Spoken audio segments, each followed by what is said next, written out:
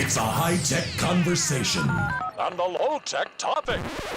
Live on the World Wide Web via Zoom. Bench Talk 101. So, welcome to Bench Talk 101. Tonight we have Adam Lynch, who's going to talk us about the Century in the Past project.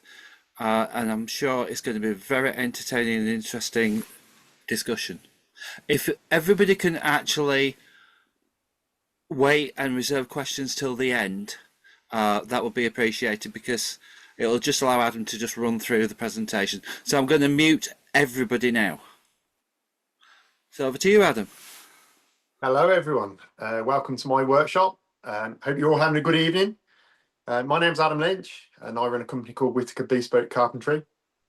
And what I want to talk to you tonight about is a project that we've been doing with Liverpool University called Century in the Past. But before I actually start talking about that project, I want to say a massive thank you to Andy Brown for inviting me to speak tonight. I have done a fair bit of this stuff, but face to face. So this is my first time presenting to a Zoom meeting like this. So please bear with me. I'd much rather do it to a room of 500 people than I would to a camera. But anyway, so yeah, like I say, I'd like to talk to you all about Century in the Past, which is an AHRC funded project being run through the Liverpool University.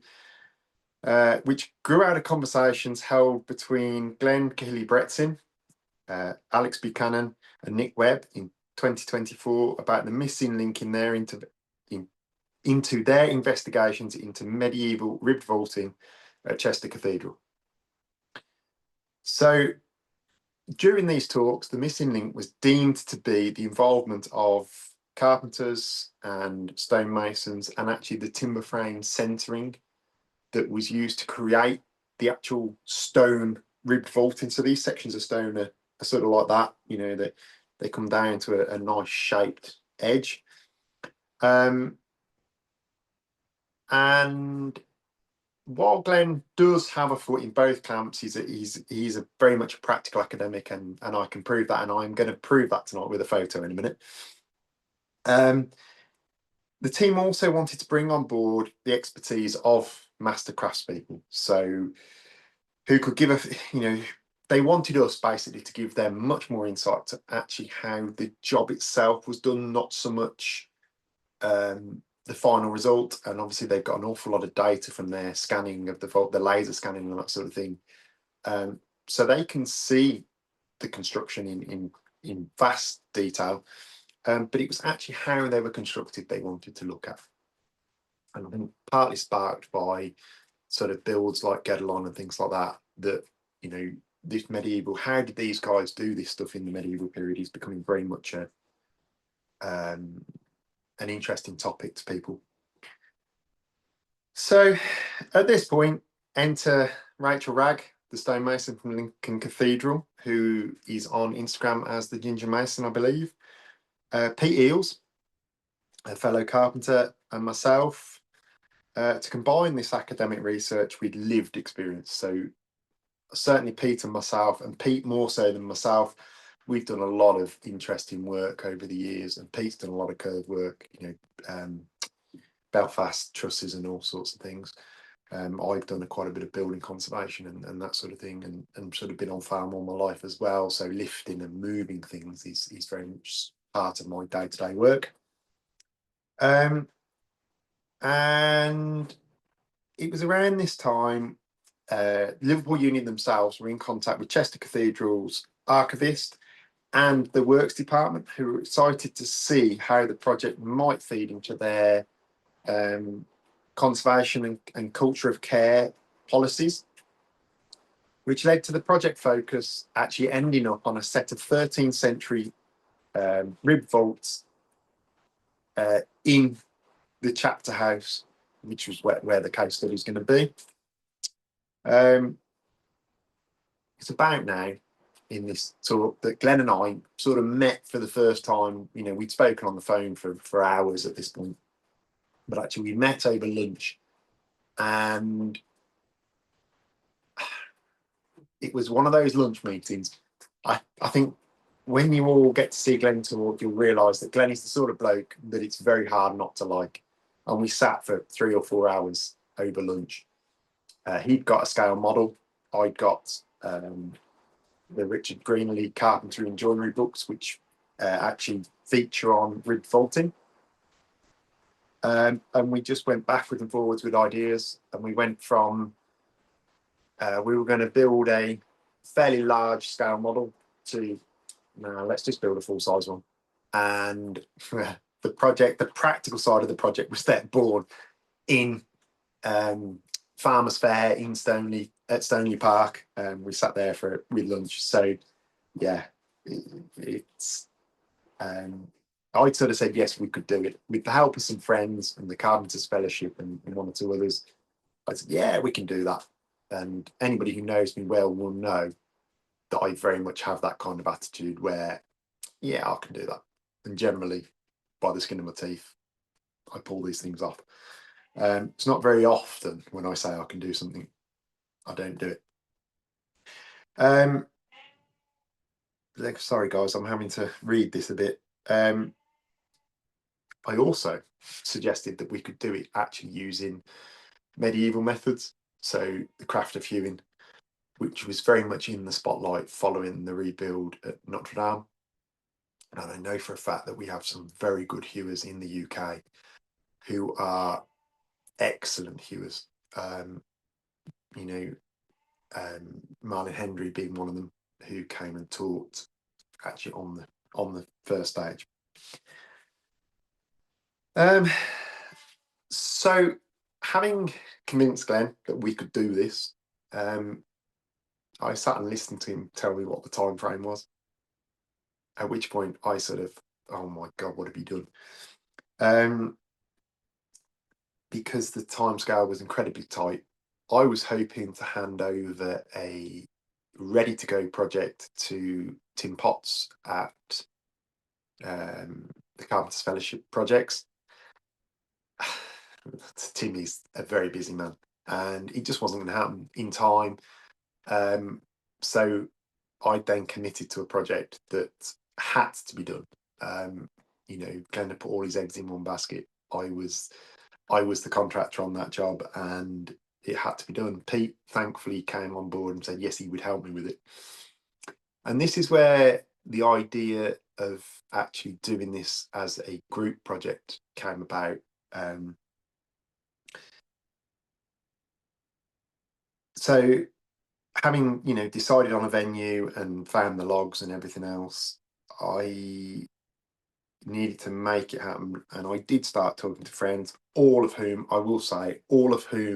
the friends I've spoken to, bar one person, are all members of the Carpenters Fellowship. So first person I spoke to was Dave Wilson at Highams Timberworks in Staffordshire. And because we'd already discussed the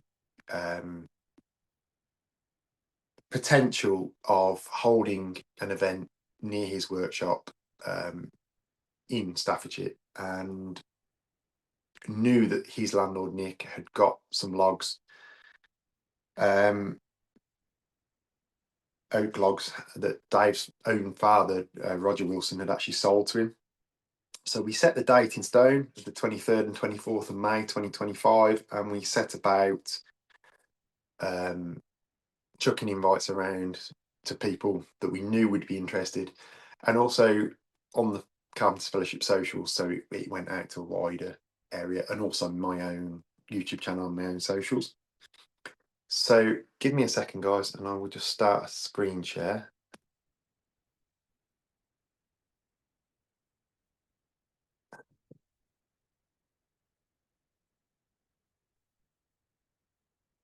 Oh, fortunately, guys, I've got to do this again.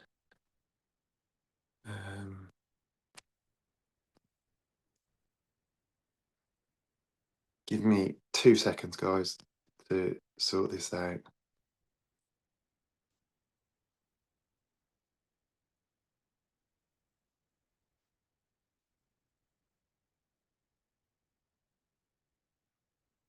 So while we were planning all this, I was busy lambing, and Glenn was actually in America on his family's sugar plantation, harvesting maple syrup or harvesting sap to make maple syrup. So as you can imagine, we were both working long days. So conversations were very interesting, and didn't really sort of happen for nearly a month. So this was March, April time, well, March time. So I was lambing, Glenn was busy in America with the maple syrup. And yeah, it took a lot of organising at that point to get through, get everything in place, get everything, you know, we all think, oh yeah, it's just a group of carpenters meeting in the field, it's really easy. Well, yeah, it should have been. But you sort of start working out the insurance and things like that. And actually everybody having been able to have the time away from work and things like that really doesn't help. So yeah, like I say, this was late February, early March. I did wonder what on earth I was doing all this extra stress, and work was crazy, you know. But it was slowly pulling together, and we were getting a bigger and better team around us all the time. Dave was absolutely fantastic. He was working his socks off to make the job happen, because once David said it was happening, he was going to make sure properly make sure it was going to happen.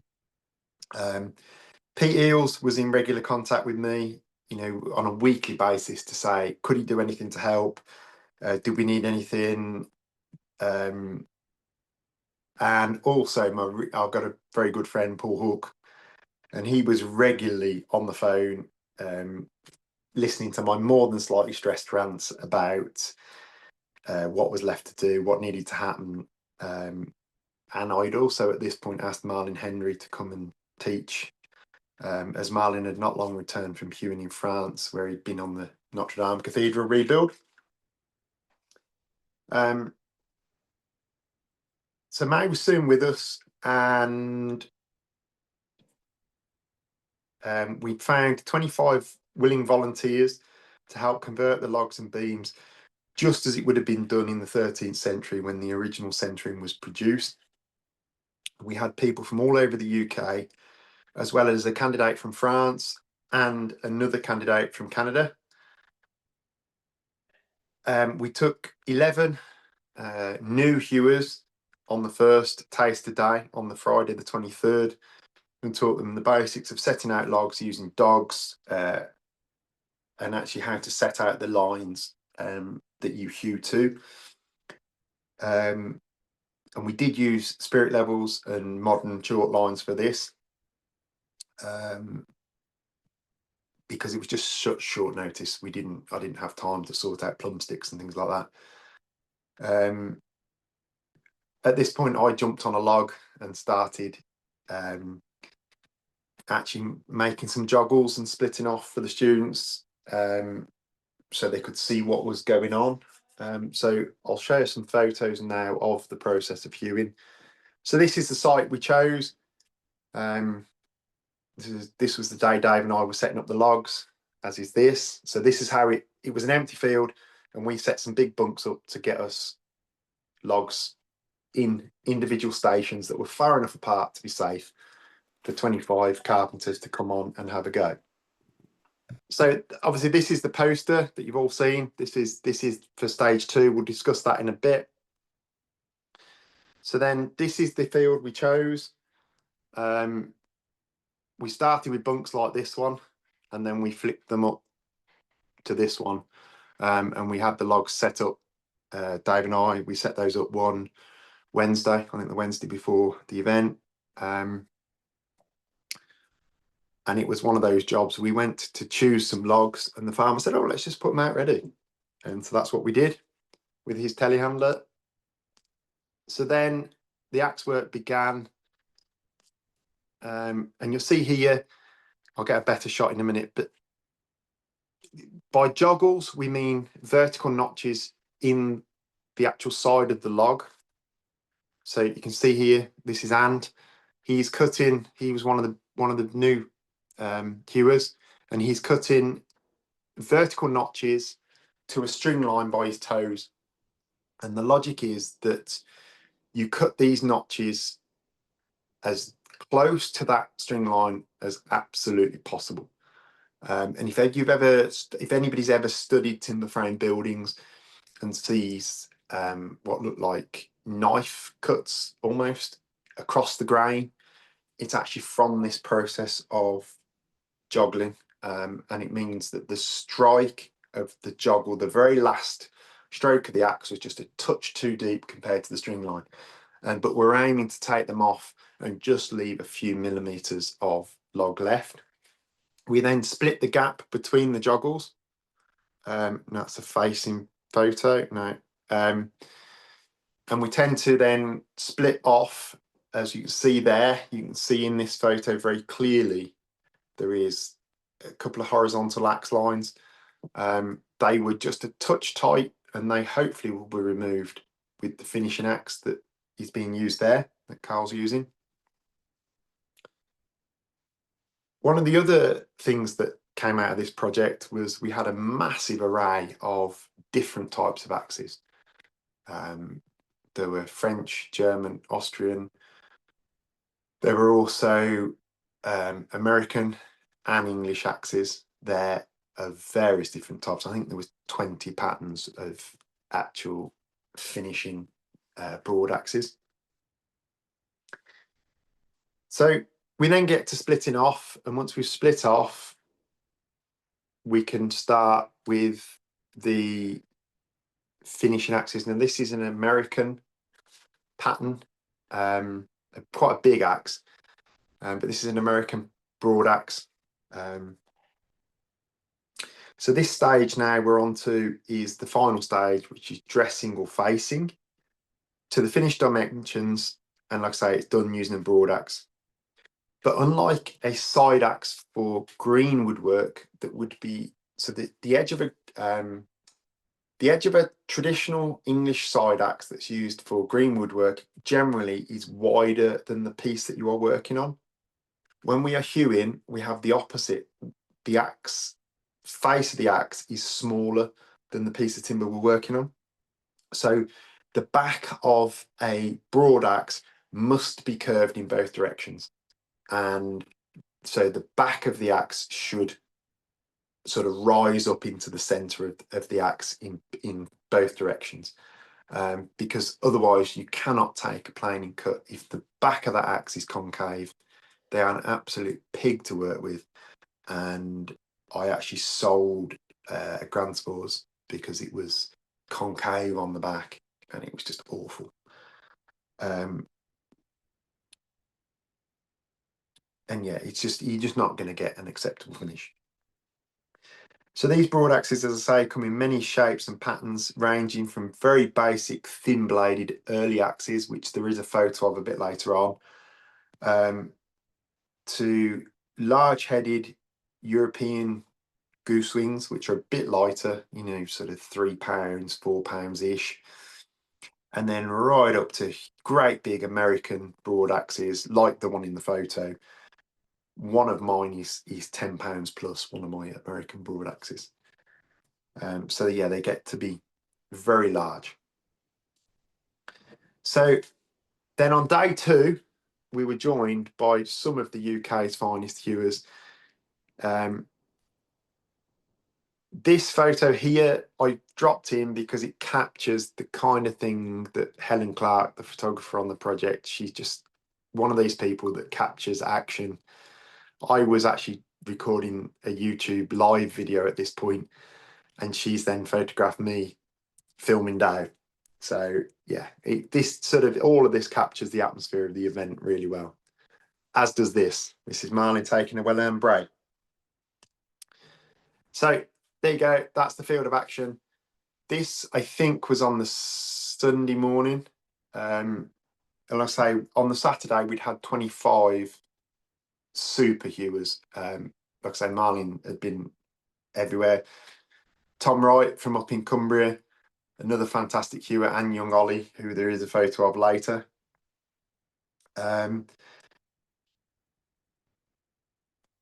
Hewing itself is a recognised red list craft, as recognised by the Heritage Craft Association.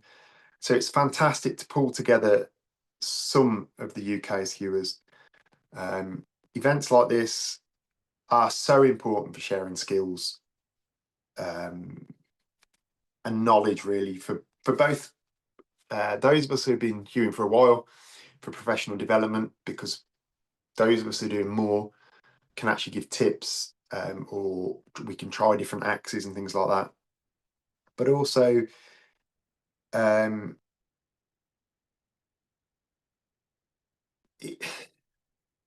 we are passing on now the knowledge. So hewing did die out in the UK and was relearned by a group of people from the Carpenters Fellowship, who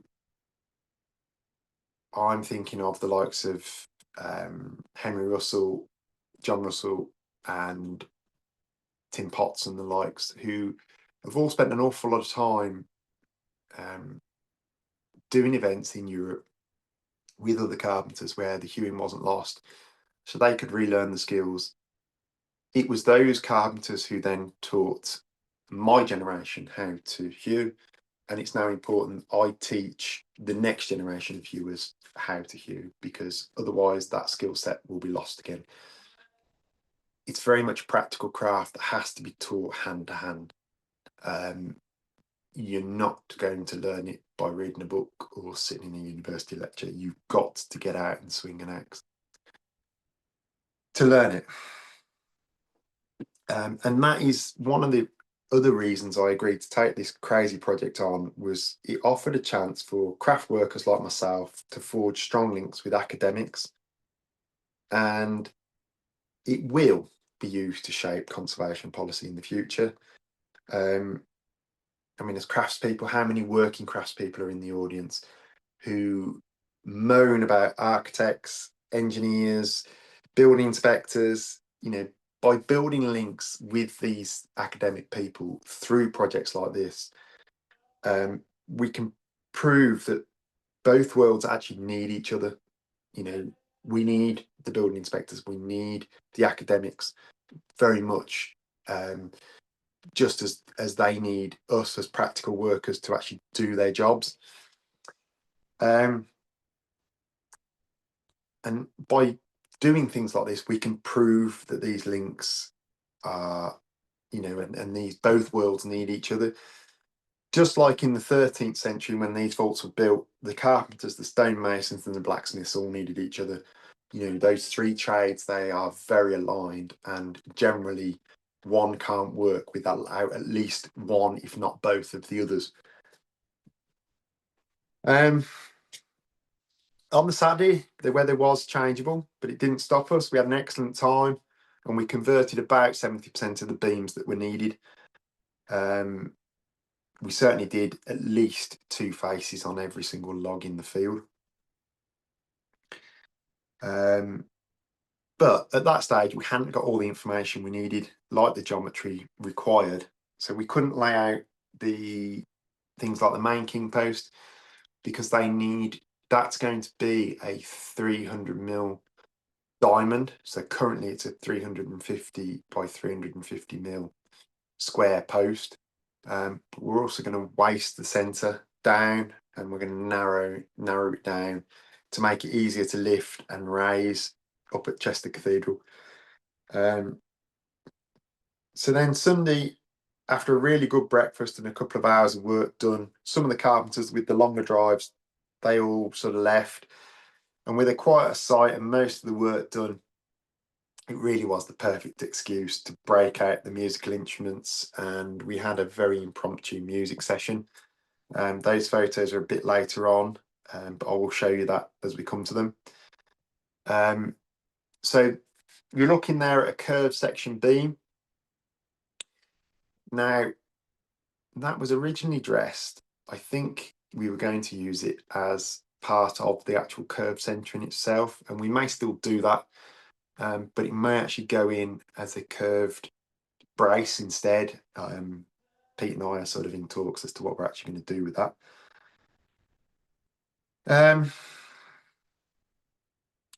Throughout the weekend, the site owner Nick provided us with the most fantastic fresh milk from the cows on his farm. The on-site butcher fed us with excellent local meat, cheese and crisps. And as always, when we get together on a group project, the atmosphere was electric. Vast amounts of beer was consumed, and the conversation, especially in the evenings, ranged from highbrow conservation to who we were going to get to batch produce a particular pattern of axe head, and everything in between. And between the music and the talk, it became very clear to me that the social element of these gatherings is also equally as important as the knowledge sharing. We as individual craftspeople are massively stronger as a collective. Events like this prove that a small firm or collective of individuals could easily tender for large projects with some collaboration and someone brave enough to say, yes, we can do that. That all leads us nicely into stage 2, which was the original photo and the flyer that was used for tonight. So just talk about some of these photos quickly. So this is Viv. Viv is a Spabcraft fellow, and Ross is also a Spabcraft fellow. No, that's Glenn working behind it from the university. But so Viv is currently working as a Spabcraft fellow, and her and Ross asked if they could come and have a go. And the answer was obviously yes, they could come and have a go. So there she is facing a log. This is Glenn from the university, and this is about the only action shot I've got. But it proves that the academics from the uni were out and were working on the project. So this is Rory from Carpenter Oak and Woodland down in Devon. Again, new hewer, never hewn before this weekend, and there he is, and he'd done all of that log during the weekend. That's Tom from up in the Lake District, and young Ollie that was with him. Marlin, again, you can see Marlin is facing off there, a massive, great long chip that he's trying to get split off.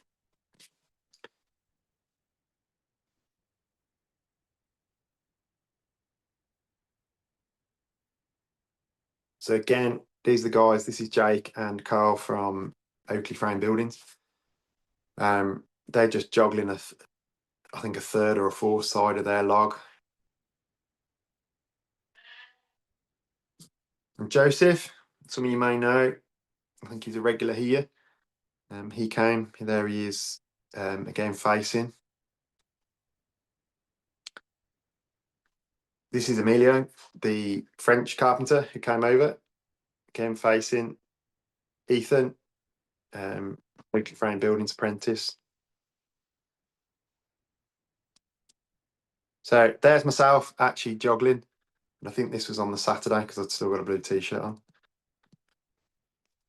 Right, and this is what I was talking about the atmosphere. You know, this is mid-afternoon on the Sunday, and out came the guitars, but also Marlin with his banjo, and yeah, Dom's dressing whilst being serenaded by Marlin. And Marlin there, Ollie. So this is the crew that survived the Sunday afternoon. And that piece we're sitting on is actually the king post for the project, which is a huge, no, that is actually a curved tie beam. No, a curved rafter, sorry. So yeah, that's the curved rafter that we got to. And there's the finished timber on the trailer, ready to leave. This is the second trailer load, or the third trailer load of timber that we took out. So this was all achieved in 3 8-hour day sessions, and we weren't working flat out. So again, good shot of a joggle. This was midway through. This is the sort of face we want to see from hewn faces. You know, it's clean, it's square, it's nice and flat and straight. There is some marking from the actual joggling process, but you see that in historic timbers as well.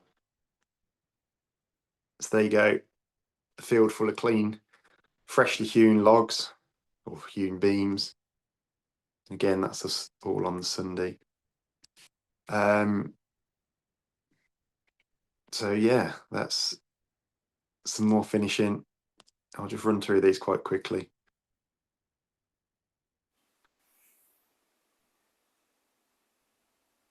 So this is what I was talking about the beer. This was us draining on the Saturday afternoon, Saturday evening, just draining the last of the beer out because we'd drunk it all.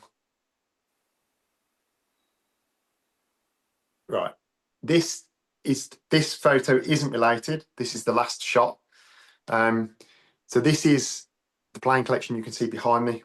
I will take questions on that at the end, but I just wanted to sort of give you all a bit of a better shot of that.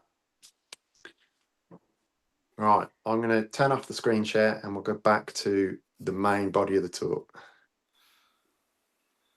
Right, so at stage 2, which is going to be in September, so it's going to be the 23rd to the 28th of September, we're going to have a massive gathering. We're going to have a course, and we're actually going to recreate this centering using solely medieval methods. So there will be no tape measures, no spirit levels harmed in the making of this centering. We're actually going to use plum sticks, which is a device that looks like that. And we're going to use levels and also dividers for our scribing. And it'll all be done with plumb bobs, with plum sticks, with a plumb bob level. So we're also going to use a rod measurement. Now, at the moment, we're looking at what that is. There's sort of, because we're going to work as close to the medieval as possible, at the moment there's some talk between Pete and another academic called Dave Taylor about what the actual unit of measurement was. So Pete's got it to within 14 mil in both directions using various different things, and Dave Taylor's got it a bit closer using a unit of measurement called a biblical cubit. Now, Dave says a biblical cubit is 533.4 millimeters. Pete says he's seen it referred to as 18 inches. Now, the other problem with that is it 18 inches that's 25.8 mil or 25.4 mil? So at the moment, we're tracking that down, and I think Pete's onto a winner. He sort of wants to use a ratio. So he wants to work out what the average height is of all these vaults and what the average width of all these vaults is, and then work out the ratio between those two measurements. And then it actually doesn't matter what the measurement is, or what the unit of measurement is, because we can equally divide. Once we've worked out, for example, the height is 2/3 of the width, for example, we can equally divide that measurement, and that gives us our standardized rod for that project. We think very much that they worked on a rod measurement for that cathedral, so there would have been a standard measurement, but it was only a standard measurement inside Chester Cathedral. We're also going to do a lot of lessons in geometry. Now, we do have a tight schedule, so this is where the other things may have to give way. But one of the things I am very keen on is for Pete to do a proper geometry lesson, actually laying out. So we're going to lay out a full-size framing floor, which we're going to loft, and We're going to lay that out with chalk and ink lines, and things like we're going to take an awl on a piece of string to set radius and things like that. But this is where it gets interesting. The academic thought on this project is that there's 9 volts and they're all very accurate. So the academic thought is that they may have all been created using the same centering, whereas the craft side of the project are all looking at it going, nah, no, they didn't do that. And we're all of the belief that actually the accuracy came from the actual framing layout, the framing floor itself, and that they were all scribed, possibly they were all scribed over the top of each other in a stack, maybe, don't know. But we're almost certain that there were more than one sets of centres, because the centre would be set in place and the masons would then have to build the ribbed vaulting over the top of that centering. It would have to stay in place whilst all that lime mortar and the web mortar and everything carbonated, because otherwise it wouldn't be stable to strike. So we're going to actually have, we think on the Wednesday, we're going to have a lecture from the academics in the afternoon. We're then going to have an actual panel type discussion using some of the experts. So Pete and myself, we're hoping to pull in a stonemason. I've got a line worker set up for that, and a project manager, plus the staff from the university. So the logic of that panel meeting will be to answer all the course questions, but also to have a discussion about where we think the theories are now we've started and we've really got into this project, and see if we're on the same page, see if we're all still in the same place, see whether academic minds have changed, or if the academics are changing the craft mind. And that's what this is all about. That Wednesday afternoon will be open to the public. The whole project will be open to the public because of the venue. But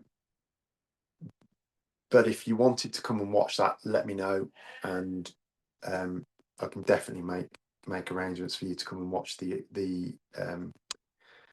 panel discussion and the presentations by the university. The venue will be Hall Park Craft and Shopping Village in North Warwickshire. And we're also, on the Friday afternoon, I've got a visit booked to Sykes Timber in Atherstone, and they're the oldest timber merchants in the UK now, I believe. So that'll be happening on the Friday afternoon. Again, that is open to Carpenters Fellowship members and members of the public, but I would need to know that you come in so that I can give Sykes the heads up on how many people are coming.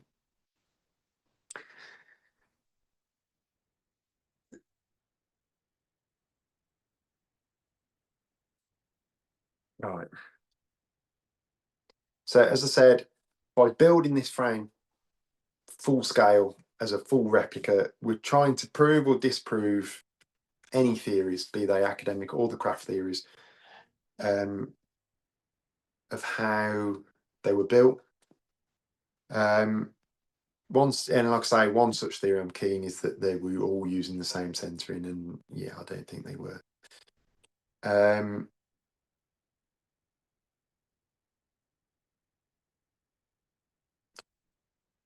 The other thing I want to prove is that the UK craftspeople, people like myself, people like you guys watching, that we're all capable of doing projects like this. Should a project like Notre Dame come up in the UK, I know for a fact that the UK has the skill set there ready to go that could actually rebuild a project like Notre Dame, Chester Cathedral, anywhere like that. But it doesn't have to be full rebuild. We're here to repair as well. And that's something I'm very keen to get across to people, is that we need to keep these skills alive. So there are still some limited places left if you want to be involved on the course. If you would like to book in, drop me an email at whittakerbespoke@gmail.com and I'll send you a booking form. The cost for the whole week is going to be £350, including the VAT, which includes breakfast and lunch each day. And like I say, it is a public access site, so I'd be more than willing for you all to come and watch and stand and watch us working.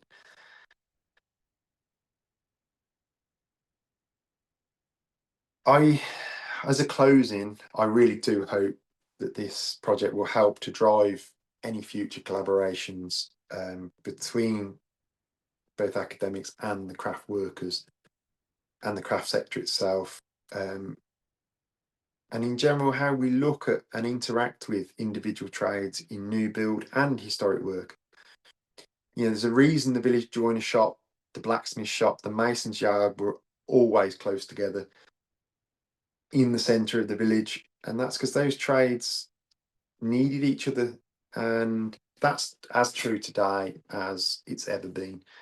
And yet policymakers and those wishing to make new work and repair efficient have stripped all the skill sets out and made gaps in the trades. You know, how often do we hear, "Not my job, mate, not my problem"? You know, it's rife now, and we're better as a collective of trades, be that multi-trades, be that individual trades. We're all better together, and we need to understand that at all levels of all projects, because if we don't understand that, we as individual trades lose out.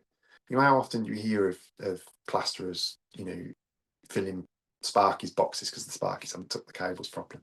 It's just petty, guys, and we need to get around that, and we need to all work together again, like would have happened back in the day. So before I go, I do need to say some thank yous. I'm not going to bore you all with 2 hours of thank yous because the list is massive. Yeah, I couldn't list them all here. So here's a general thank you to anyone who has been involved in this project at every stage, no matter how small the input or how large the input. I really do appreciate you all. Thank you all so much for attending, and if anybody's got any questions, I am going to hang them out and answer them. So that's me done, guys. Thank you very much, Adam. So if anybody has any questions, if you go to the reactions box and raise your hand. So first we will go to Philip.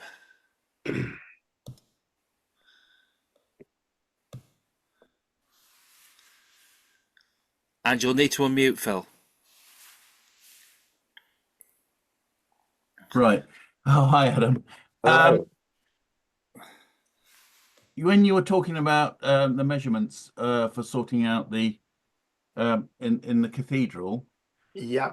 I happen to have somebody who's very close to Wells Cathedral, and I've had a private or been escorted around there, and they have a very large planning floor with all the markings on it. Are you familiar with it, and is that of any use in sorting out these problems with rods? Yes and no.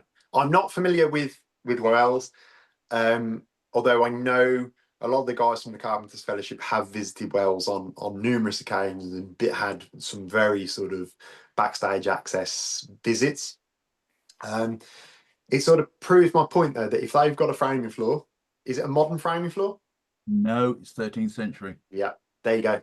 That is proving the point that I want to prove with this project, that they had framing floors back then. You know, they were using them.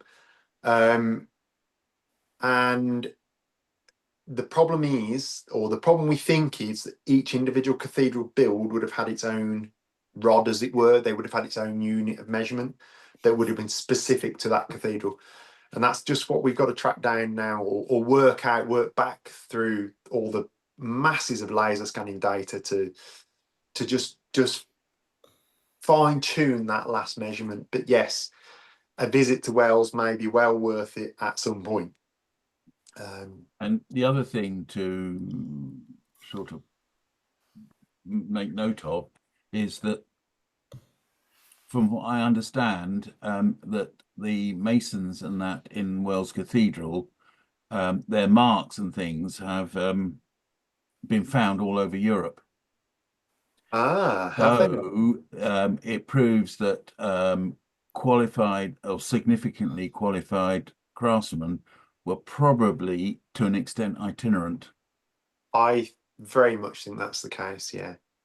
Because Because as far as I'm aware, that some of the masons' marks were found in, I think it is Norway and possibly in France as well. yeah, I know it'd be interesting to know where those nomadic craftsmen were coming from. Were they coming in from France? Were they coming into were they coming in from France? Were they coming in from Germany? Where were they coming from? Yeah, well, that's the thing that obviously until you get sort of down to the actual records, which we probably know there isn't any, that's very difficult to try and ascertain. Though I do believe that there is a lot of itinerant workers, because I think some recent archaeology work, even a lot earlier, perhaps in the Bronze Age, noted that the DNA from some of the people that they've been testing come from all sorts of parts of the world, known world in those days. Yeah, I think, and that's, yeah, I think there very much was a lot of nomadic craft people. And this one is a really good question for the academics. And I'm hoping Glenn's going to do a talk on more on the data side than I can, because I have read some of it, but I haven't yet got through all of the sort of data yet. I've got some of the basic drawings and that's it, so I've not got through all of it yet. But they will. I'm hoping Glenn's going to come and do your talk on that side as well. And on a more mundane level, Yes. I understand from references in you're a farmer. Yes. Ah, good. What sort of sheep you got? We got North Country Cheviots and Bowling Welsh Mountains. All right. Well, I'm a retired farmer from Kent, and I had Kents. Okay. Yeah.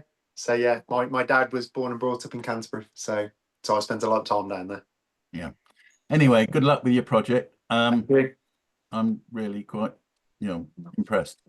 Thank you. Wonderful. Thank you. And next we will go to me. Okay. So you had a lot of axes there. Which was your favourite? My favourite is, I think, a Georgian axe, a French axe. We're almost certain it's French, and I'm almost certain that it's 18th century. It was very battered and unfortunately got damaged during the weekend. Oh no. So at the moment that's got to go to a blacksmith to be repaired, and that was one of the conversations we were having, was who we were actually going to get to remake a batch of those axes.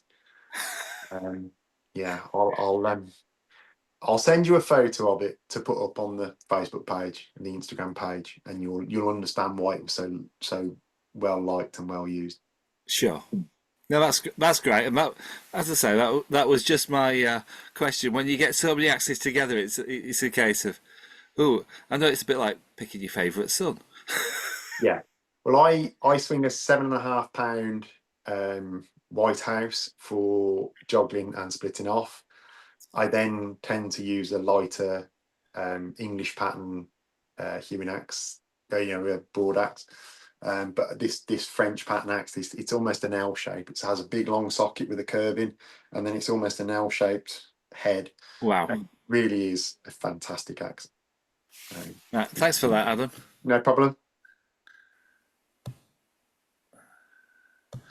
And next we will go to Andy Tuckwell. Okay. Hi, Adam. I haven't actually got a question. I just wanted to say I'm really pleased this sort of project can go ahead, because it's so essential.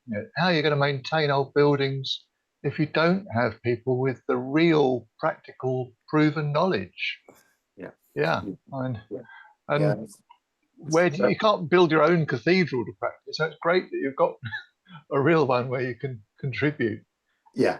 No, it was one of those projects. I did sort of sit on the fence for about 3 weeks when I first spoke to Ken. I was like, oh, I genuinely hadn't got time, and then I could see it slipping by us, and I thought, if I don't take this, somebody else will. And it was just too good an opportunity to turn down.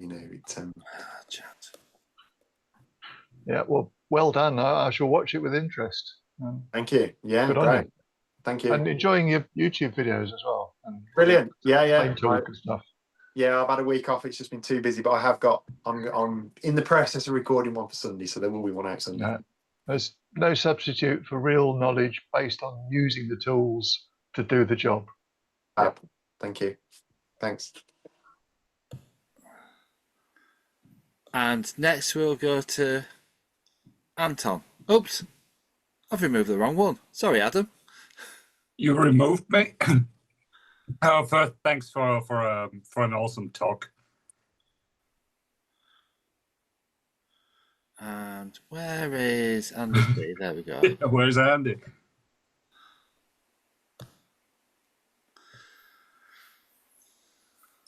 Okay. Just one question regarding the hewing. I noticed it seemed like you were hewing one side at a time, or one face at a time. Yes. Because there is a 1950s or 60s German hewing video where they hew beams, and they hew it from both sides. And the funny thing about it was that the hewing master mentioned that left-handers were paid extra because they were so hard to find, because this made it possible to hew from both sides. So I was just wondering if this was a topic for you. It was, and the reason we didn't hew both sides of the logs at once was because we were in quite close proximity, so we were quite close. So Yeah. I wanted to try and keep it that we'd got guys working all on the left-hand side of the logs and then all on the right-hand side of the logs, so that we weren't in danger of that sort of being in that passageway. People want to watch, and if you've got two axes swinging either side of a passageway, it does get quite dangerous. So that was the main reason we didn't do that. Yes, I am aware of the video you're talking about, and I have seen them all as well. Yeah. We did have a left-hander with a left-handed. In fact, we had two lefties with one left-handed goose wing between them.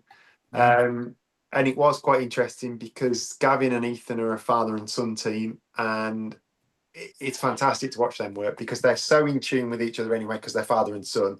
But then they both work from either end of the log, and it just works. It is, and you're right, it does just work. Yeah, I was just wondering if this was a topic, if you think it would have been done this way, or do you win a lot of time doing it this way? I don't know.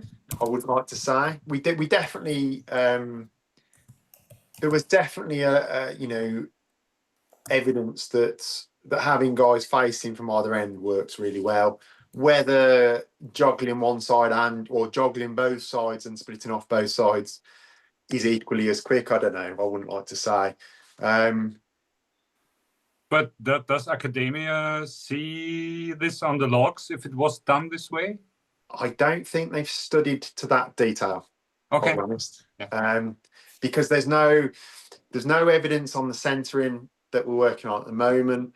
However, future projects we may get that far, and there are guys out there who specialise in marks. Joe Thompson at the Wealding Downland Museum would be a good one to ask that question to, because Joe specialises in actually looking at sawing marks, hewing marks, tool marks in general. So Joe can tell you far more on that than I can.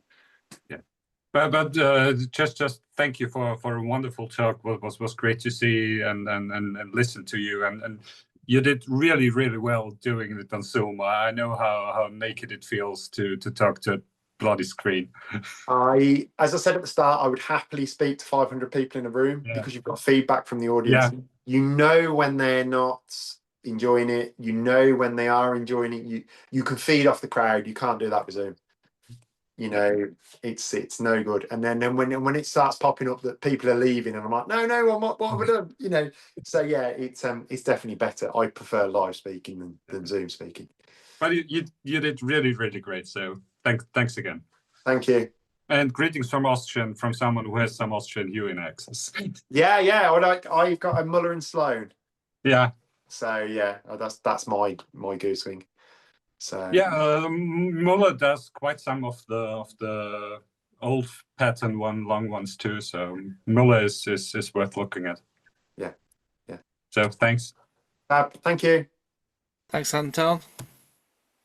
And next we will go to Chris. Hi, Andy. Great talk. My question is, the hewing of beams for, say, cathedrals would have been very similar to when they were making ships. Am I right? Yes, I think so. Shipbuilding's not really my strong point, but yes, I think they would have hewn timber for both. Because if you look at, the hammer beam roof in Hampton Court, built by Henry VIII, he got his shipbuilders in to build the roof. So the same set of skills would have been used for building work as well as shipbuilding. Yeah, and that would be, you know, very much from the smallest cart hovel right up to, as you say, you know, Hampton Court, Palace of Westminster, you know, places like that. They would have all had Westminster Hall. They would have all had hewn beams in them. And yes, I think probably they were converting planks and logs. You know, they'd have been cleaving a lot more timber than we are now. That's for sure, because sawing was so difficult. So it would have been cleaved and hewn, or hewn square, you know, from a log. So yeah, I think it probably was a much wider use skill set. Well, it was definitely a much wider use skill set than it is. I think so. Yeah, and I like the fact that, you know, like that. I say it all the time. You know, these skills, they have to be preserved. Yeah. You know, you have to. If you know something about something, you have to share it, because it's like the old African saying: when an old man dies, a library burns to the ground.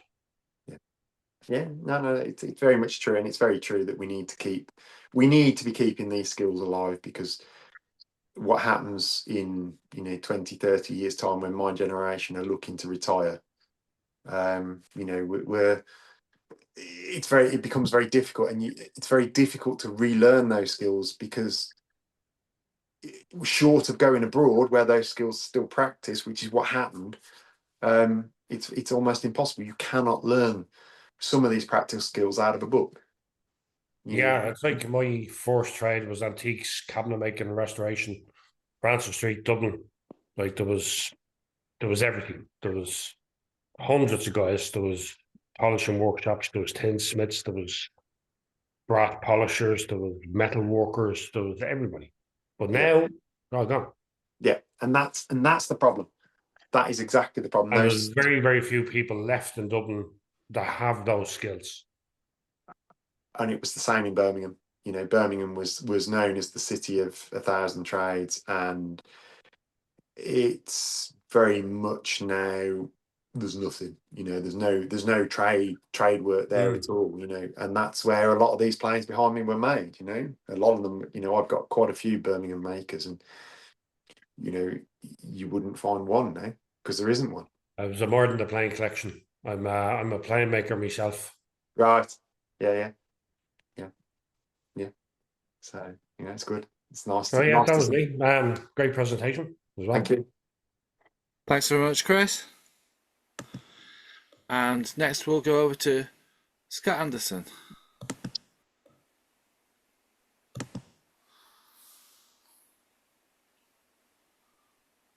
Still muted there, sorry. Even Adam, that was a great talk. I do have a huge interest in timber framing, something that maybe happened a lot but didn't see in the photographs. And it's not that you omitted it, was maintenance of the axes? Was there grinders on site for keeping sharp, or were they all just hand sharpened as needed? Everything that was there was pretty much hand sharpened. I did have my box with me, and there was 3 or 4 decent files there, but they don't need it. You know, they're not. If the logs are fairly clean, the felling axes get a bit battered because you get a bit of soil and stuff on the outside, or you get a bit of bark with a bit of, you know, almost silica type, you know, grit and things that in behind the bark. But in the main, you know, they're fairly clean. Well, they should be fairly clean if the forestry workers haven't dragged them all through, you know. Part of the fun for me is actually keeping a tool sharp and using it. I'm not saying that axes do need to be honed sharp, but when they're sharp, they work better, obviously. Oh yeah, and I think you will find that there was no grinding, but there was a lot of filing and there was a lot of stonework, and on more than one occasion, strops were coming out to facing axes. And also, you'll have experts probably in like saw sharpening and stuff like that as well, because you need to cross cut your beams and keep your saws sharp. And I'm not saying you had facilities there for being able to do that as well, but I mean, these are things that obviously happen on the sidelines sometimes, but are just as interesting for me. No, and all the saws, we didn't use my big. I've got a big 2-man crosscut, proper crosscut. We didn't use that saw because it needs a lot of work. I had a workshop flood 2 years ago and it got wet, so it was in a right state. So we actually dragged out a new old stock Tyzac and Turner whip saw, so 7-foot whip saw, and we were cross cutting logs with that, which isn't really designed to do, but it's a good exercise in practicing crosscut sawing, because you can't force it like you can a big deep plated 2-man. So yeah, and I'm actually in the process of sharpening crosscut saws now, ready for stage 2. So I've got 3 crosscuts at the minute that I'm doing.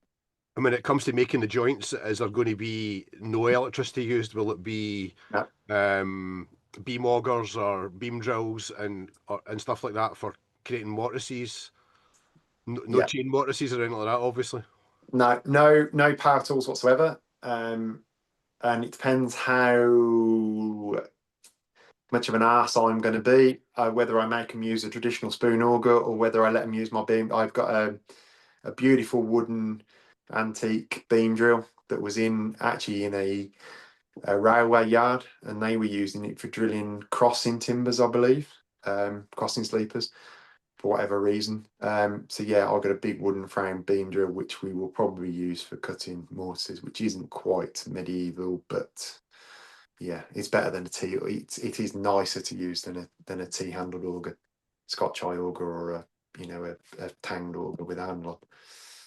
Because I mean, a lot of these skills haven't changed in centuries, so and they don't need to change. That's the thing. These things can still be done by hand tools. There's no necessity to use power. Power makes it faster and maybe not more accurate. It doesn't make it more accurate at all. You can just make as many mistakes just quicker. But now, does it make it quicker? If you want to produce a one-off piece, if you were to say, if you've got a shop like mine where you've got a tenon, a spindle, planer thicknesser and that sort of thing, is it any quicker to produce a one-off production piece with the machines by the time you've set them up and got all the tooling ready to actually produce it by hand? You know, you become proficient in hand skills, and actually for one-off bespoke work, I don't think it's any quicker. I do like the kind of, we'll call it rustic or authentic look when you do have joggling marks going across beams and stuff like that. I think they're a part of history and they don't need, but I have seen in modern timber framing groups, there was one just recently where somebody was asking about actually dressing beams, full length of them, and they were asking people's advice on which plane or how to actually, and people were like, why would you want to dress the whole beam? Why do you need to dress it from end to end? And they were like, because that's what the customer wants at the end of the day. And they see too many timber frames with very clean beams and like possibly, I'm not saying dressed, but he was using a 5.5 to dress beams from end to end, and just take off a final finish cut to leave them smooth. And I thought, well, part of that's okay, but the modern way of looking at things, and people see things all the time, isn't always the right way. But at the end of the day, the customer's the customer, and they obviously do what they want, what the customer wants. But Yeah, I mean, I've got a 12-inch Maffel beam planer here, and if clients want plain frames, they get plain frames. But if they want hewn frames, they get hewn frames. You know, but I wouldn't put a planed beam into, you know, into a repair. You know, of course, it would be sawn so you could see the repair, or it would be hewn so you can't see the repair. You know, it depends on the nature of the building. So it would stick out like a sore thumb if it was dressed and it shouldn't be. yeah, Yeah, I think absolutely. it's overkill. Yeah, definitely.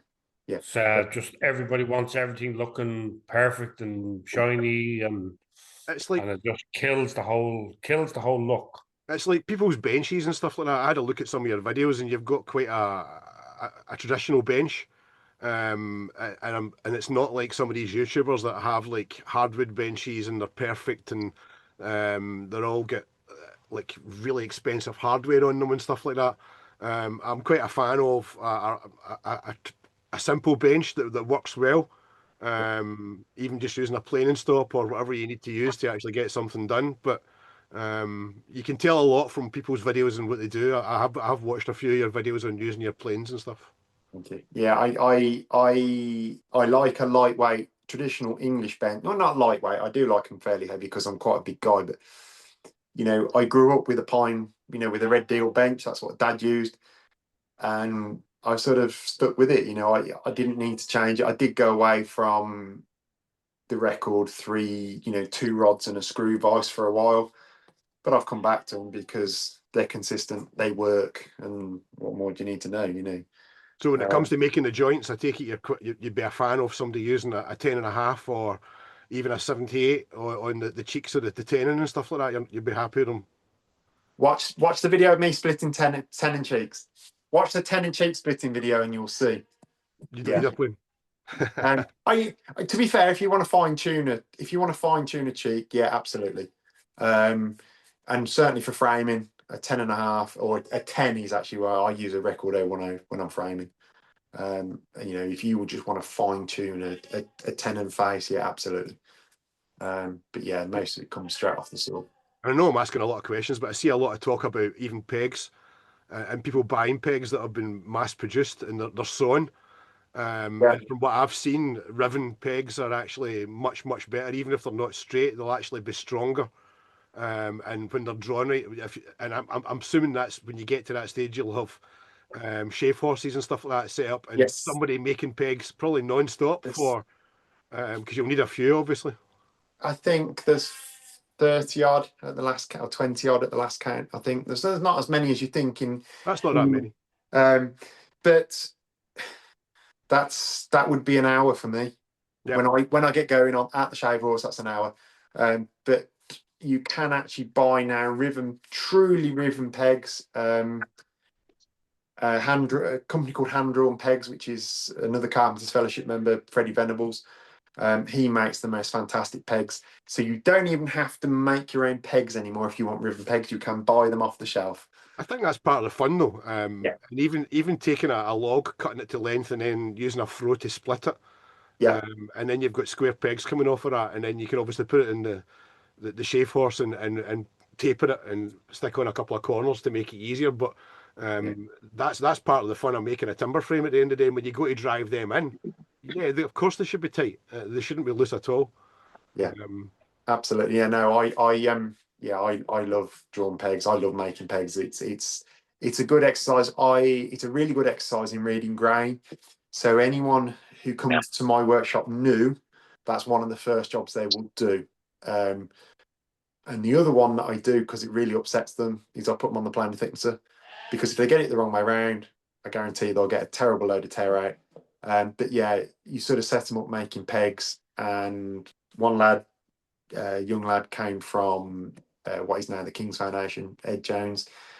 And I think for a month, all he did every morning for an hour or so was make pegs. And if there was nothing to do that day, he was like, Ed, we still need more pegs. We were doing a big building restoration at the time, and in fairness to Ed, I think he made 90% of the pegs for that cottage. You know, but he could, once he got really quick, he got really efficient, and he made some beautiful pegs, you know, and in a very short space of time, really. I think you'll have seen Chris Harbour and his timber framing that he's done. Have you seen him online? No, not. He made a tube, and once you've got a square peg, you drive it through. Yeah. Even riven, and it just splits it down to being almost round or bigger, slightly bigger than it needs to be. But he actually got a blacksmith to make, I don't know what he called it, but it was almost like a drawboard type thing. And you took the pegs and actually drive them through it to actually make the pegs, because he was needing to make hundreds and hundreds of pegs, and pulling them off with a draw knife was becoming just too long a process for him. It's fine if you can split the blank close, because you generally end up taking the corners off with a side axe. But that's actually an old rake maker's trick. They would use exactly the same thing for rake making, for making the teeth for rakes. Interesting. Thanks for your talk, Adam. That was amazing. Thank you. No problem. Cheers, Scott. You need a tube with a relief in it. Yep. Yeah. One of the things that we used to use for that, if you can find them, the old metal tent poles had a swaged end on them. So we used to cut it off with about a half inch of the swaged bit, and chuck it up in a drill and sharpen the end, and then you can drive through. You're only actually driving your peg about half an inch into the tube, and it'll cut up. But you'd think it was made on a dowel maker. They're absolutely fantastic, but you got to get the right old military tent to be able to do that. That and the right wood, using the right grain, and using a throw to split it properly in the first place. If you've not, and obviously being green, that's a question actually for both of you. Seeing as you're here, you've probably got a lot more experience than me with green. The term green timber, how long was it classed as being green? Is a year too long? Is it still green after a year? No. So it's only green for about 6 months or so. Well, in theory, it's only green when it's fresh sawn. So it starts air drying straight away. It very much depends on how you store it. Yep. Yeah. But if you were to ring up an order from a lot of mills, you're supposed to be asking fresh sawn green, because a lot of mills now class anything over 6 months as partially air dried. Yep. So thanks. So when we used to get green timber, particularly for making pegs, when I was in America, you also want to try and select. We used to use a lot of locust, because there's a lot of cyanins in the timber, and the bugs love to attack. Stuff likes to attack end grain, and locust is so bloody toxic to bugs that we used to put locust pegs, and that will only split if it's green. So we used to get the logs cut and then paint the ends of them as soon as we could, so that the end didn't get too massive amounts of checks in the end of it, and it's holding the moisture in. I mean, if you store it in the dark and the cool, it'll stay green in inverted commas for a fair time. Yep. Thanks, both of you. Okay. And next we will go to Ian Lambert. Okay, thank you. That was a great talk, Adam. Thank you very much. I'm just interested in what size of tree diameter were you looking for for this project? So the as I said, the main post is 300 mil, will be a 300 mil diamond. And then everything else is much smaller. So the tie beams, the two tie beams at the bottom are 200 mil square, but they are 4.4 meters, 4.5 meters long at the moment. So what we ideally we wanted something that would give us a square boxed heart beam with no wane on. So you're looking at something like, for a 200 by 200, you'd be looking at sort of a 350 mil diameter log roughly. Unfortunately, we ended up with vastly bigger logs because it was what was there. You know, some of the logs vastly tapered as well. So you would on a couple of the logs we'd have barely got a 200 mil square out of one end, Right. but at the other end you'd have got nearly a 350 mil square. However, it was delivered as fencing grating because that's what Nick buys. He actually likes a lot of character in his timber, so he mills timber to use, and he does mill some for fencing, but he mills a lot for his own craft center, and he likes it with character, with real character. So a lot of cat's paws, a lot of pippy stuff, which was all coming in, you know, as fencing. So I would have liked them a little bit smaller, but a little bit less taper in the log. So, because you know, some of them the one log we were taking 150 mil off either side on the buttress end, but at the other end there's still wane on two corners. So, yeah.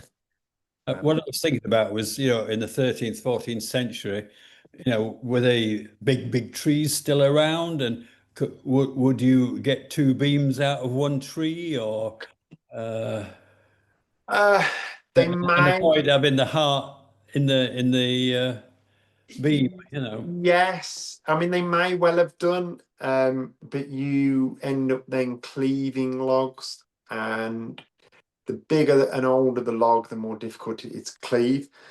However, I think they'd have probably used a lot of coppice timber for this sort of centering.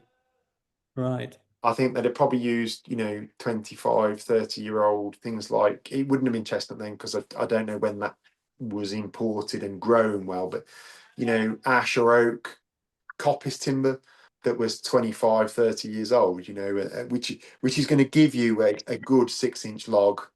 Right. And they may not, we don't know whether they definitely hewed 4 square either. You know, obviously in buildings they hew 4 square, but were they hewing 4 square for this centering? Who knows? Right. No. Okay. Thank you. No problem.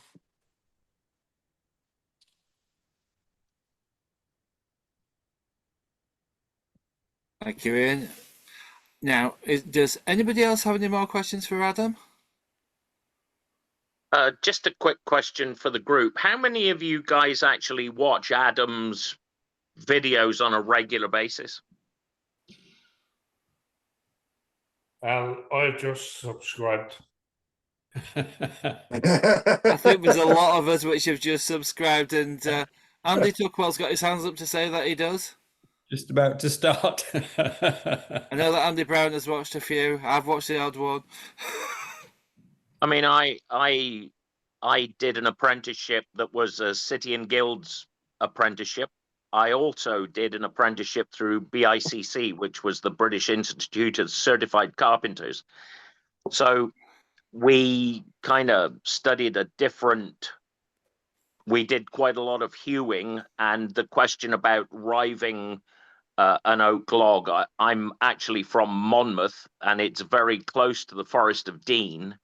And a lot of the oak for the Navy came out of the Forest of Dean. And the heart, obviously the old tune, Hearts of Oak, the boxed heart was really for, how do I put it, hefty structural timber. A riven log is not really the way to go. If you need both ends of a ship hull, for instance, to be roughly the same shape, then you would take a tree with a curve in it and rive it down the middle, just the same as they made cruck frames for houses. And But there's another, sorry to cut in, just wanted to think about what they used to do as well when they're planting the oak trees in the 18th century, they'd rope them so that Yep. it grew in a curve. And that was done for the ships Yes. after the Napoleonic Wars. France, Yep. they'd ran out of timber. They planted Yes. a big forest. And by the time it's, I don't know, maybe about 20 years ago or something like that, it was ready for use. Yeah, But sure. by the time, by the 19th century, that The style of Danish shipbuilding was gone. It was all right. steel. Yeah. That's why they're known as navy architects, because you had to build your ship to the available lumber. Whereas nowadays they lay a keel out of steel and they build off it, so you can build a duplicate of a ship. Back in the day, that Well, the was same thing with when they were building the wooden ships. The first thing that was laid was the keel. yeah, The keelson first, then the keel. The keelson was held on with bent nails, and yeah, the keelson was usually rough elm, because it basically it withstood getting hit by rocks and whatnot. yeah, And if that got damaged, they just pull out the cleaves and replace it. yes, I definitely think there's a need, Adam, and the rest of the group as well, obviously, for education. I work in education, but there's not enough of traditional skills. I mean, I teach carpentry and joinery, and I do teach it traditionally and modern. But when we come to old skills and stuff like that, we have to pass on more knowledge, and we have to share that knowledge so that the next generation can learn from somebody else. I take my hat off to you actually running courses for people to actually like, throw an axe and actually make beams, because in the future there's going to be a need for, it's going to become specialist, and there's going to be very, very few people. We only have to look at what happened in Notre Dame and how many people they pulled in from around the world Yeah. to achieve what they did. And to the quality that they did. Any of the, I haven't been to see it yet. I do want to go back and see it, but any of the TV stuff or any of the videos I've seen on Notre Dame is amazing. Even the scaffolding on the inside was unbelievable. I mean, they're using modern scaffolding on the inside, but that's obviously, we've now got health and safety to look after. Which you did mention about your working on site and having two people on a beam and stuff like that. It is something you have to consider. Yeah. Especially when you've got insurances and these sort of things. So, but bringing the modern way of doing things, unfortunately, means we have to involve health and safety. But what they did in Notre Dame is unbelievable, really, and it's something for the rest of the world to look at and to say we need to be as good as what they are. And I know they brought in carpenters from around the world to actually work on that. So Yeah, they did. And I know one or two of them. So if you guys want a talk for the group, I can put you in touch with the right people. Oh yeah. On the Notre Dame project. I know one or two that we could ask. That would be fantastic. But I think before everybody else leaves, without further ado, to absent friends, the bench, and to Adam and the centering project. Adam, one more question, Adam. The lecture you're doing, is that going to be live streamed or videoed there? We will put it down. It will be videoed because it will be used as part of the presentation for the uni. What we do with it then, I don't know just yet, and I haven't thought about live streaming yet. It's not far from I can literally see the venue from my workshop front door. Or However, even if it's, I suppose, uploaded to YouTube. Yeah, I also know that Just so that we can watch that. Yeah, I will do my best is the answer, and things like that. It'll be somebody from the uni who will be recording it, but I'll try and get some of it down on my own camera. Helen, the photographer who took a lot of those photos you've seen tonight, she will be there. So I'm hoping to get her recording some stuff as well. So hopefully she's going to be there all week. So hopefully she'll get some of this down. Yeah, another thought there, like as I mentioned, the shipbuilders in the 16th, 17th, 18th centuries, I wonder, did those shipbuilders cross trades into framing housework, and the framers work ships as well? Because the work is pretty similar to a degree, although the shipbuilding is. Would they have had time? Because when they were building these ships, they were, they were contracted to a ship for however long. And there seems to be an awful Like lot the of building. one, I'm actually making a copy of the Philippi Apostoli, one of the 6 silver galleons built for King Philip IV of Spain, launched 1626. I think they spent somewhere around 8 months. Really? Okay. And that was the average time for a large galleon, would have Right. been 6 to 8 months from fell timber to ship launch. Oh, that's incredible. In less than a year. Also, would they be allowed to? Because at least in continental Europe, guilds were very strong, and the shipbuilder would never be allowed to work on a building, and the other way around. Same with masons, at least in continental Europe. I don't know. Yeah, it's but they, a carpenter in Europe or in German-speaking Europe was not allowed to use a hand plane up to the 1850s, because this was restricted to the joiners guild. Yeah. That's why they still use the traveling journeymen still use those side axes, because they use them like planes on joinery, because they were not allowed to use hand planes. Right, I didn't know that. Yeah, I mean, I apprenticed as a joiner, and I've got a guy who I watch quite regularly, who's a turner, and joiners would never touch a piece of turning. We just I can turn one of anything, but those guys lathes aren't lathes. No, a black art. A bit of a dent there from an incident when I was 14 years old, using a Mark IV old American machine with a saw, planer, and 2-bar lead. I didn't know it had to be bolted to the floor. Right. Lumber timber came off, and I've never used a lathe since.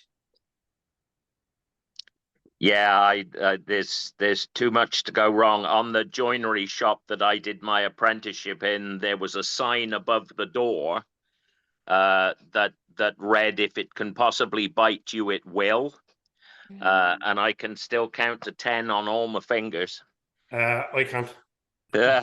Oh dear. Just not the thumbs. Yeah. Watkins 3-phase industrial ripsaw. At the back of the blade. The second year apprentice called me while I was on the machine, and just that split second, I looked away, and before I knew it, I didn't really even know. I was still reaching to knock the off cut off, and then that's when I realized, oh shit. Yeah, it's too late by then. Bye. Absolutely. Adam. But once you do something like that, you never do it again. No. Well, not with that thumb anyway. No. Thank you very much for this, Adam. I've been waiting for something with the carpentry impetus. I see a lot of guys on the internet that are basically content makers. And it's nice to hear from somebody that is a woodworker, not a woodworker. Yeah, a lot of the content makers are great, but I look at their $5,000 worth of Rubo bench and wonder if they'll ever drive a nail in the top of the bloody thing. And we worked on English joiners benches like Adam uses, and our planing stops were a screw or a nail driven straight in the top. So I'm going to disgrace myself now. If you put me back onto Spotlight a second, I'll pan the camera down and you'll all get to see what Paul's talking about. So that Yeah. there is my bench top. So Well, you'll it's see the better than photo. mine is basically plywood. Yeah. Yeah. So there you What go. works. Yeah, Richard uses a bench now, so he bangs a blade in.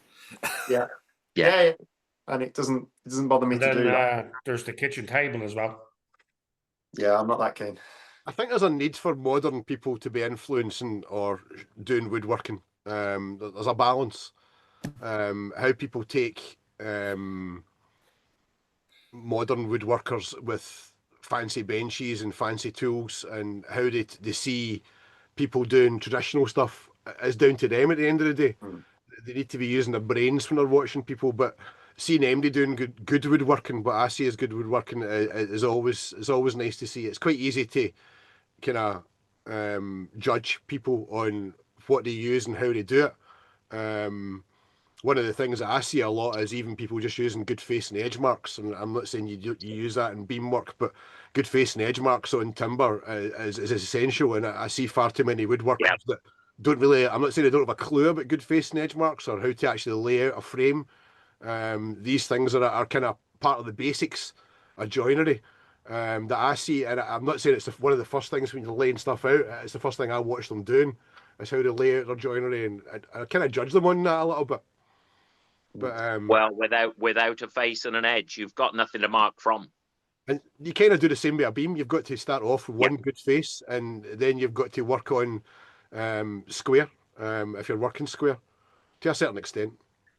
So yeah, it's like as you were saying there, Scott. You know, like you see these guys on YouTube with the fancy benches, the fancy tools, but it doesn't matter if you don't. It's like a saying I heard: for you to be capable of doing something, you have to have the knowledge of that first. Yeah. Beforehand, right? I've known loads of carpenters, cabinet makers, and some of them were fucking shit. You know, they know what we call a passion. It was just a wage at the end of the day, and they didn't care. And my attitude always was, whether I was going into somebody's house and I was hanging doors or I was skirting boards or fitting kitchens, it didn't matter whether I was getting good money or shit money. The job always got done right, no matter what, because your work speaks for itself. Yeah, but you can find that throughout history. You can find, we look back on these craftsmen of old and the buildings that survive, and we always go, oh, they were amazing. But what we forget is how many buildings have been demolished in the meantime. How much of this stuff, it's only the best that ever survives, and that is where we need to sort of bear that in mind, that there's always been the guys who have only ever been interested for the wage, and then there's always been the better guys that stand out above them. And actually, if you read Adam Bede by George Eliot, which is a fictional piece, it's set around a joiner's shop, and interestingly, there's one guy there who is vastly better than all the others, and then the other guys, they get to the end of the working day, they drop the tools, they walk out, and that's... have you ever read The Ragged Trouser Philanthropist? No. Something similar, based on it's a guy, he's a painter, and the book is about basically socialism, and it's basically a year working on this one particular job for this firm, and the firm are scrimping and saving, and everything's getting Mickey Moused, as we call it in Ireland. Some new guy comes along, he picks up a couple of skills, he gets a lower wage, and they let the good guy that's on the higher wage go. But like, it's the same when I worked antiques. You'd see a lot of beautiful Victorian furniture, right? But if you looked inside, deep down the bones, it wasn't very well done on the inside. Yeah. And then you'd see other pieces that were finished down to the tiniest detail. Like the dovetail joints on the side of the drawers, absolutely perfect. Door fittings, perfect. You know, same period. Probably came from the same workshop, but it was just a different guy that made it. Yeah, you know, and generally the best stuff does survive, doesn't it? So. All right, thanks very much. I'm gonna get my beauty sleep. As you can see, I need it. And I shall see you on Saturday, Adam. Righto, Paul.